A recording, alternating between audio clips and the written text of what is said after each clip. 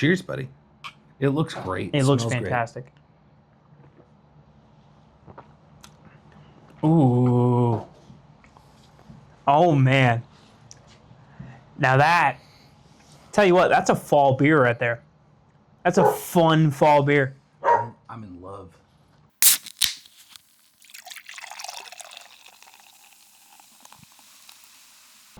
Welcome back to another exciting episode of the Sunday Sips podcast on the Tales, Ales, and Trails channel. I'm your boy, Kyle. That's your other boy, Nick. In the flesh.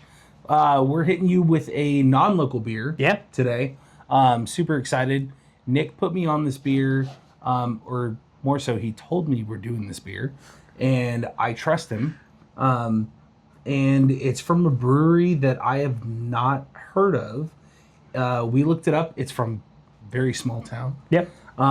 In Etna. Etna Brewing Company. Very northern California. Yes. So if you don't know where Etna is, it is on the 3 highway north. It's off the 5. If you're going past Trinity Lake, it's before you get to Wairika. I just love the directions you're giving. It's like, if you've hit the yellow spotted tree, you've gone too far. Trinity Lake is pretty, I know. pretty known. I know. But yeah, you go past Trinity Lake, and Etna is a small town on the 3. It's off the 5 if you're going north. So they got a brewing company out there, and we are trying Yakaucinno. Yakaucinno. What a good-looking can. Really good-looking can. Dude, I want to pronounce this can, dude. I'm not going to lie to you. I got it halfway because of the can. I mean, you've got awesome. A moose and a Yeti hanging out on the can. It's a very fun can, and it I feel like it fits our vibe a little bit. It's so cool. It's a coffee vanilla stout. If you had to pick who would be the moose, who would be the Yeti? I'm the Yeti. It's fair. You're the moose. It's fair. I don't know. I think you might be the moose. I might be the moose. Are you might be more hairy? I think the Yeti's a little more unpredictable. Yeah. I am the moose. Yeah. Let's go with it. Yeah, dude. It's a coffee vanilla stout. Super cool. The can, dude. I love the can design. And I can get into the story about it in a little bit, but the can design is what spoke to me. The Yakaucinno is a fun name for it. Yeah.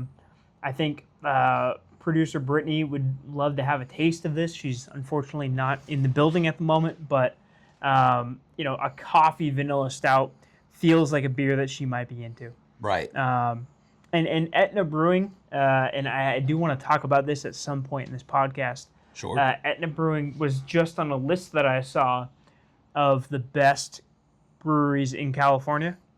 Really? So I'm going to preface what I'm about to say by saying that I've never had a beer from Etna Brewing, just because they're not in our region. We don't really get the opportunity to drink beers like this that are from the upper echelons of Northern California. But the rest of the list, the standing of Etna Brewing notwithstanding, the rest of the list is absolutely insane in the fact that it is completely off base. Right. I'm gonna pull it up briefly, and then we can open the beer and all that stuff.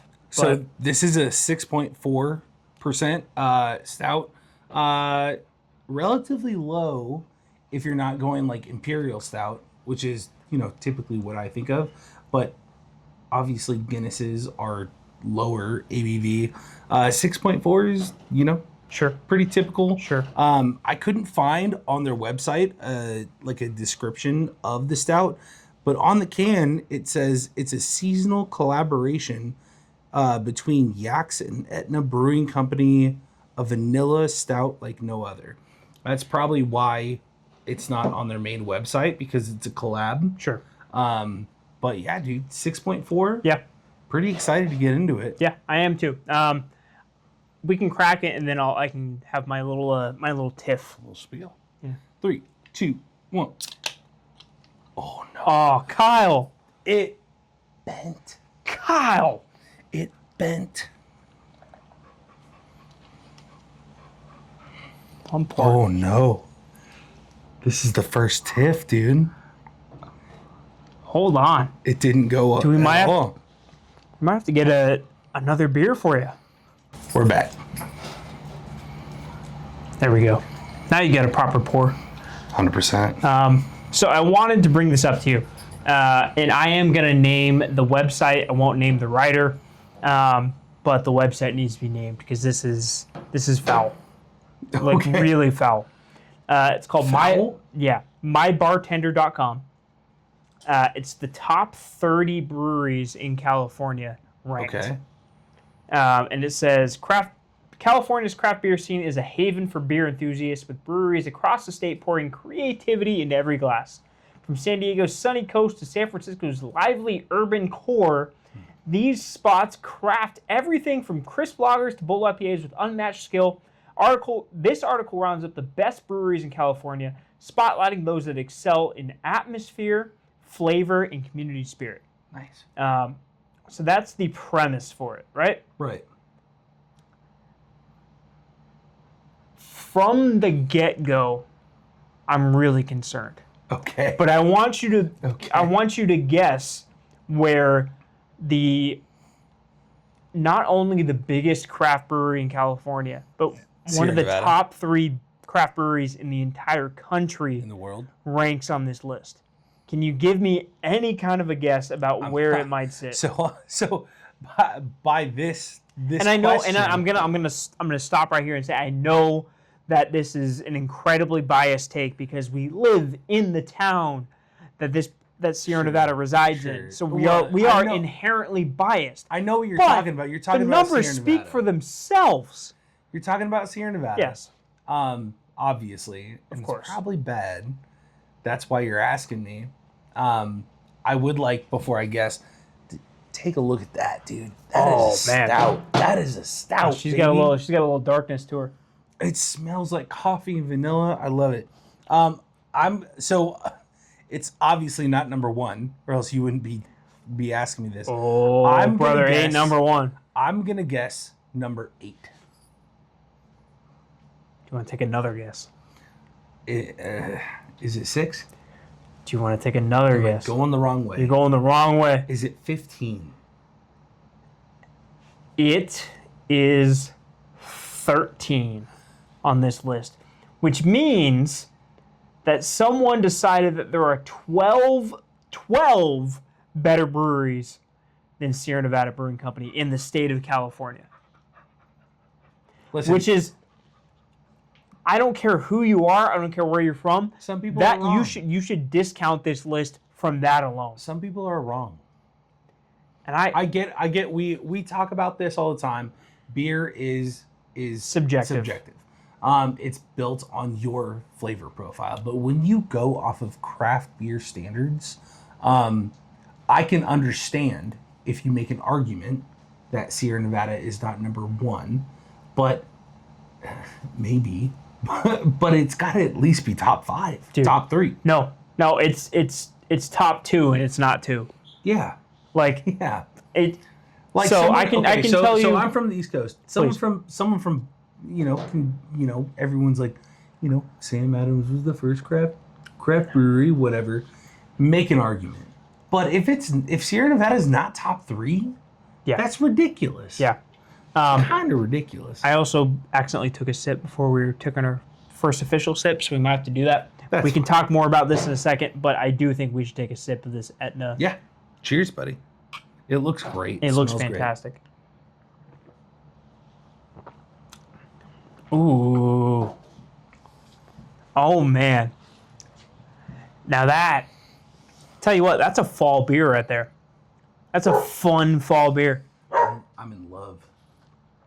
What's up, Chuck? Yeah, got the dogs out here. We're in this time of weather. I'm a big boy, and I love the colder weather. I love stouts. This screams fall to me. Yeah. And I just fell in love, dude. Yeah. This is so good. It's got the vanilla. It's got the coffee. It's everything I had in the cup of coffee I had this morning at work. So I want to touch on just a couple of things to wrap up this whole list conversation. Yeah. Number 1 on this list, which if California existed without Sierra Nevada, I would not be opposed to this number one. Mm-hmm. I don't disagree with this person's take on this number one in terms of, they are a great brewery and they do represent California well. Sure. It's Russian River Brewing. Right. That is their number one. That feels like a solid number two in pretty much any other list that ranks California beers. I feel like that should be definitely top 5. I don't know how you rank Sierra Nevada anything other than one. It's crazy. Anyways, I don't want to. All right, hold on. It's fine. It's fine. Hold on. No. Hey! No. Come here. Knock it off. No.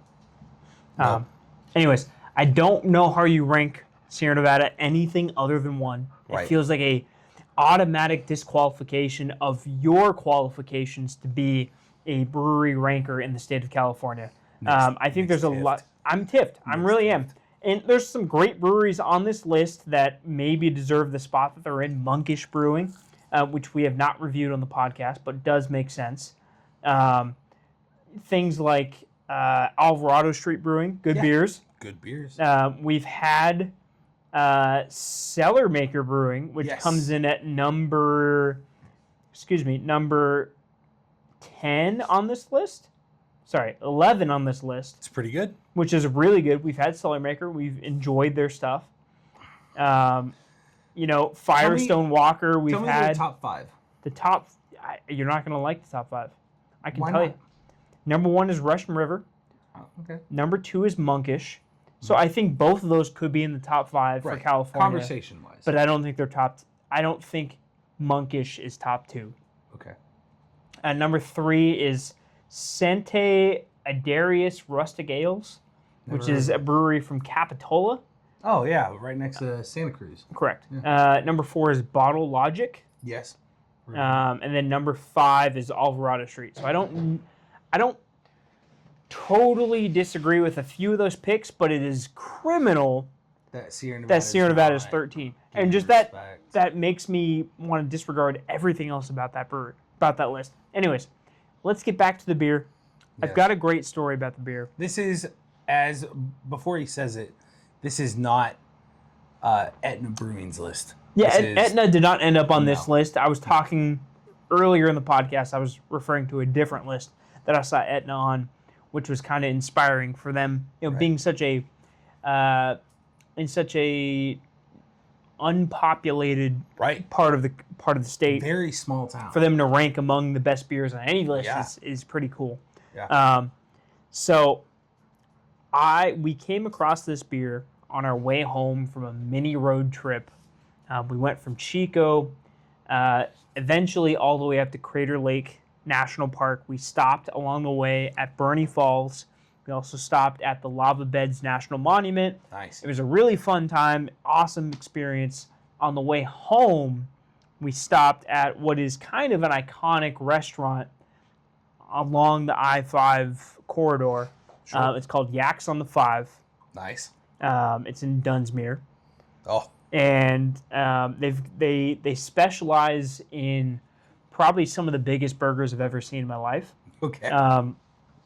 You can order one burger and say you want to do a meal for 2 from that burger, add $5 to the order, and basically you still get 2 full meals from it. That's crazy. It was delicious. I will never not stop at Yaks on the 5. Right.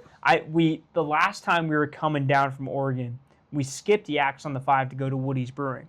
And I love Woody's. We love Woody's. Woody's, great beer, fantastic food. I will never not stop at Yaks on the 5 again. That's crazy. It is so good. Anyways, while we're at Yaks Brewing? So, because that's not quite. That's the what? The collaboration. Yakaucinno. Oh! You didn't make that connection? Oh! No! Yeah? No! Yeah. All right. We're discovering. All right. We're learning things in real time. When we stopped at Yaks on the 5, right. I saw this beer, and I was like, Etna Brewing. I kind of like the idea of doing a brewery that's off the beaten path a little bit. Right. Had no idea that they were doing a collaboration beer with Yaks. which I love that so much more. And picked up a 4-pack because I was like, it's been a great trip. Why not get some beers to commemorate the trip, to try it, to see what these are like? Yeah. And I think I've been kind of blown away by what I've been tasting. It's so good, man. If you guys are typical, I'll break it down because I'm more of the stout boy. Well, I am the stout boy. You are, and I am the stout guy. This is stouts on stouts on stouts. Stouts on stouts. This is reminiscent of a Guinness, but with a little more pep in its step. I would agree. I would agree. Guinness is a little more creamy and light, and very just homebody feel. Sure. This has a little more zest to it. With keeping to that traditional creamy flavor. Yeah. The cream is the vanilla is on point. I've had some traditional stouts that try and nail that flavor that put a little too much vanilla in it and not enough of the coffee or the alcohol feel when you drink it. This kind of nails it and just takes one step ahead of not one step ahead of Guinness itself, but one step ahead in its zest and oomph of the beer. Yeah. And I think that is reminiscent of the 6.4 instead of Guinness's, what is it, like a 4.5 or something like that. Sure. So you're obviously going to have less of these and feel the same if you had more Guinnesses.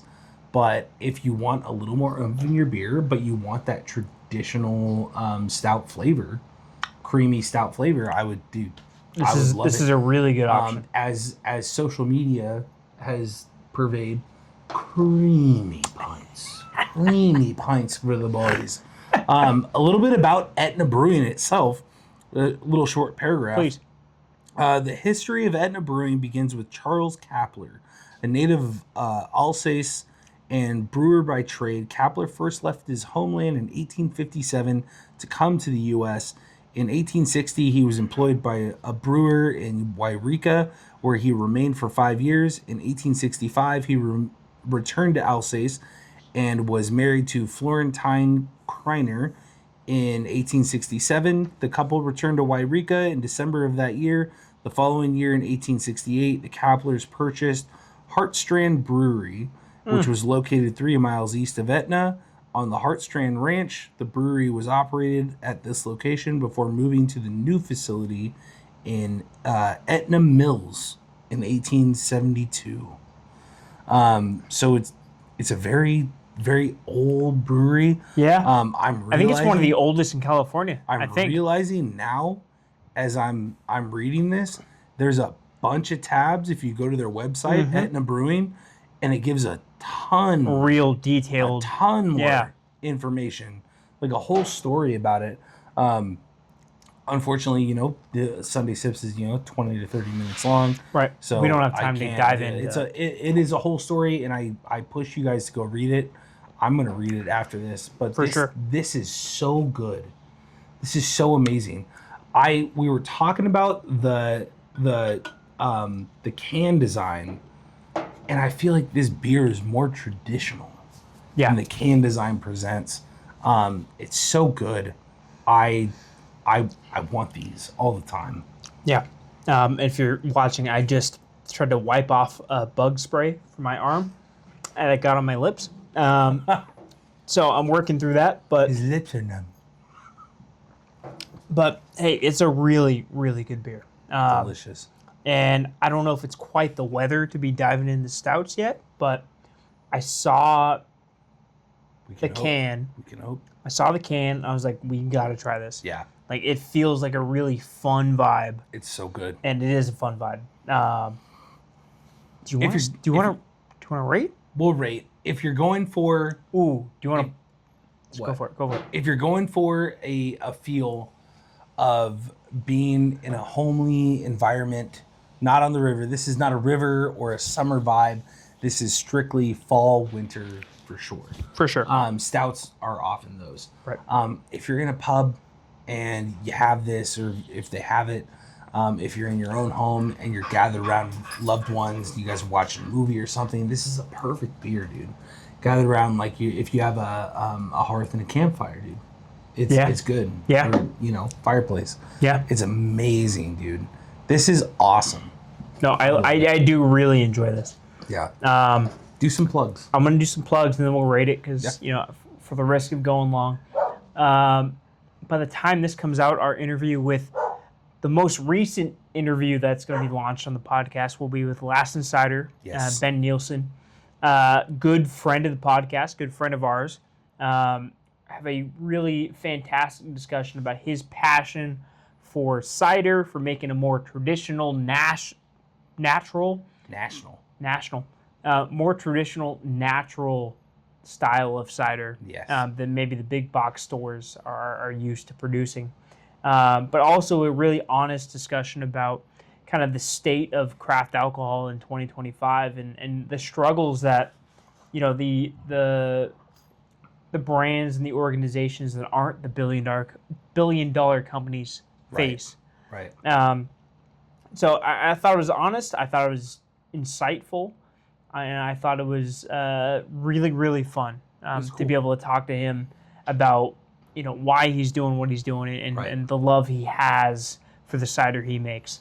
If you want to dive a little bit deeper, we just a few weeks before released an episode with the band Wilder, Red Bluff based band that has a really amazing story about their love for music and kind of how they came together to focus on just making stuff that sounds great. And we got the opportunity to hear a couple of original songs from them that's included in the podcast. So cool. It's a really fun time and just an awesome discussion between the four of them and the two of us about kind of their journey through music. Yeah. So stay tuned for that, or take a listen, take a watch for that. Other stuff on the podcast, you guys know it. Ken Grossman, Sierra Nevada, Nick Pavlina, Humblesea Brewing, Brian Kennedy, BKXC, Pro Mountain Biker. Those are some of our hallmark podcasts that we started with. They're fantastic interviews. We hope you check them out.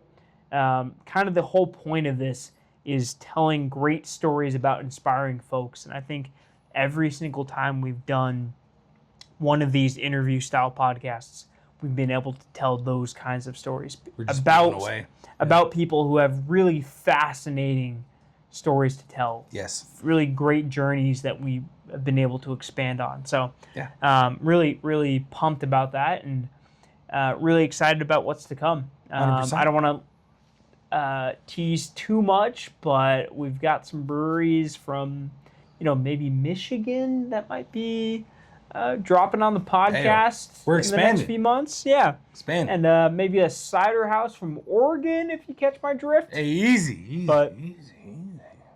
Let's get a lot of really great stuff on the horizon. Let's get it. Do you want to rate first? I'll rate first. This is my wheelhouse. Please. It's an 8.5. Ooh, 8.5. It's an 8.5. Back-to-back weeks, 8.5. That's true. Yeah. Huh. Yeah. No, it's an 8.5. It's so good. I want this and Guinness, same line. I love it. It's standard. Mm-hmm. I feel like Guinness is more accessible than Etna Brewing. If you guys, sure. I mean, come on. If you guys, because I've never heard of it.